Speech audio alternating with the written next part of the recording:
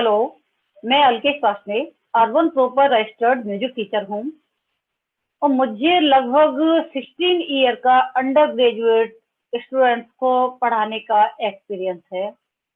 मेरा स्टूडेंट्स को पढ़ाने का मेथड ऐसा रहता है कि स्टूडेंट्स जल्दी से जल्दी सीख सके। सबसे पहले मैं उसके बेसिक्स क्लियर करती हूँ।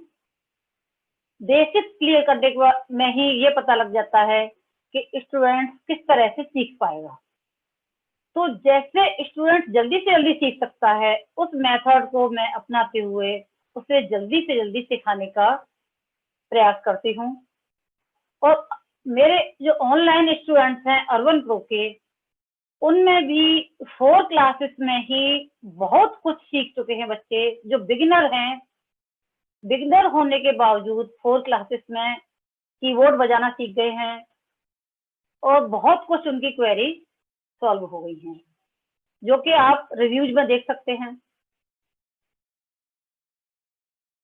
आइए आज हम उत्तर भारतीय संगीत के कुछ बेसिक सीखेंगे, जैसे स्वर क्या है, स्वर के प्रकार क्या है, थाट क्या है, थाट के प्रकार क्या है और थाट की पहचान क्या है। स्वर, जब हम संगीत सीखते हैं तो सबसे पहले 7 स्वर सीखते हैं, सा रे गा मा पा धा नी। तो 7 स्वर हम कहाँ से बजाना स्टार्ट करें और कैसे गाएं, ये मैं आपको बताती हूँ। ये 7 स्वर एक निश्चित अंतराल पर गाए और बजाए जाते हैं और निश्चित अंतराल पर ही गाने बजाने में इनकी ध्वनि मधुर लगती है और हम कहते हैं कि स्वर बहुत अच्छा है। तो सबसे पहले मैं आपको कीबोर्ड पर बताती हूँ कि 7 स्वर हमें कैसे निश्चित करने हैं। इनकी ऑलरेडी निश्चित दूरी होती है, एक ध्वनि ही होती है जो ध्वनि आपस में मिली हुई रहती है, जो कि सुनने में मधुर लगती है। जैसे मैंने सा यहाँ से भी स्टार्ट कर सकती हूँ, सा मैं यहाँ से भी स्टार्ट कर सकती हूँ, सा मैं यहाँ से भी स्टार्ट कर सकती हूँ। तो पहले मैं सारे गा पा धा नी यहाँ से बजा के बताती हूँ। सा सा रे गा मा पा धा नी।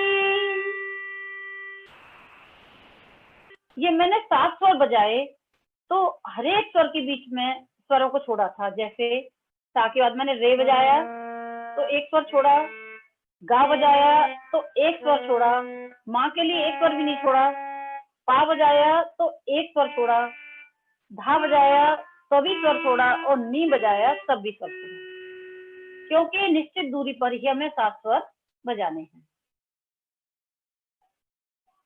अब ये 7 स्वर में अगर मैं यहाँ से भी बजाऊंगी तब भी फिर वही स्वर छोड़ने पड़ेंगे। जैसे सा रे, तो मैंने यहाँ पे भी एक स्वर छूटा, गा तो यहाँ पे भी एक स्वर छूटा। हम कहीं से भी सारे गा पा धा नी बजाएंगे, लेकिन वो स्वर सभी 7 स्वर एक निश्चित दूरी पर ही होंगे। अभी आप ये पूछेंगे कि जो स्वर बीच में छोड़े वो फिर कौन से स्वर थे? तो उन स्वरों को हम विकृत स्वर के नाम से जानते हैं और विकृत स्वरों का भी संगीत में यूज अवश्य होता है। विकृत स्वर हैं, रे गा धा नी को कोमल स्वर के नाम से जानते हैं और म को तीव्र स्वर के नाम से जानते हैं। जैसे कोमल स्वर अपने स्थान से नीचे गाया बजाया जाता है। जैसे मैंने शुद्ध रे ये बजाया तो कोमल रे ये हो गया, मैंने शुद्ध गा ये बजाया तो कोमल गा ये हो गया, शुद्ध धा मैंने ये बजाया तो कोमल धा ये हो गया और शुद्ध धा नी मैंने ये बजाई तो कोमल नी ये। तीव्र स्वर अपने स्थान से ऊंचा होता है, तो मैंने शुद्ध म ये बजाया तो तीव्र म अपने स्थान से एक स्वर ऊंचा हो गया और तीव्र म ये हो गया। तो 7 शुद्ध और 5 विकृत, कुल मिला के 12 स्वर होते हैं और 12 स्वरों पर ही संगीत आधारित है। हम 12 स्वर सीख लेते हैं कि किस तरह से गाने बजाने हैं, तो हम इजी बजाना भी सीख जाते हैं और गाना भी सीख जाते हैं। थाट क्या है? थाट रागों के विभाजन की पद्धति है।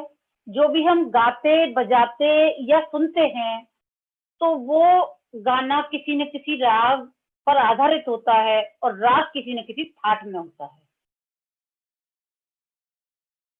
थाट क्या है और थाट में कौन से स्वर होते हैं और थाट क्या होता है ये मैं आपको बताती हूँ। थाट में 7 स्वरों का होना आवश्यक होता है और थाट में प्रत्येक स्वर का एक ही रूप होता है, चाहे तो शुद्ध हो या विकृत हो।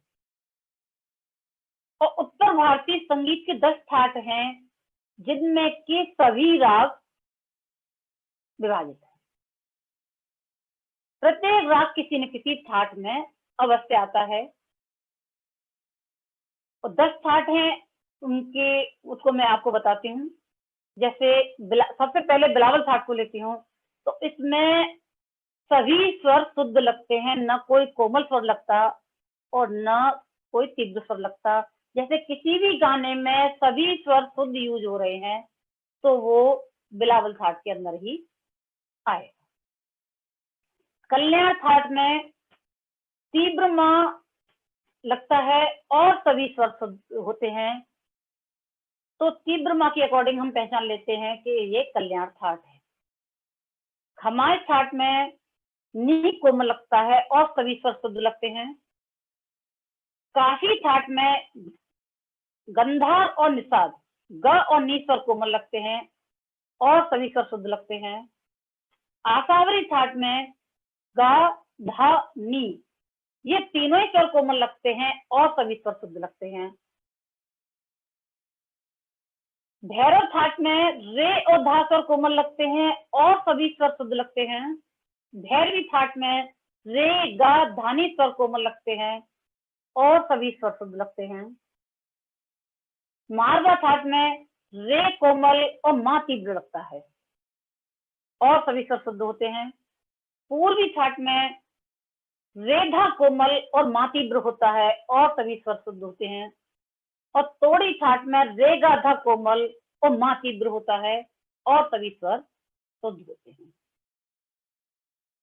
तो प्रत्येक थाट की पहचान अपनी अलग है और थाट को पहचान करने के बाद हम राग को ही पहचान कर लेते हैं कि किस राग में कौन सा गाना आ रहा है।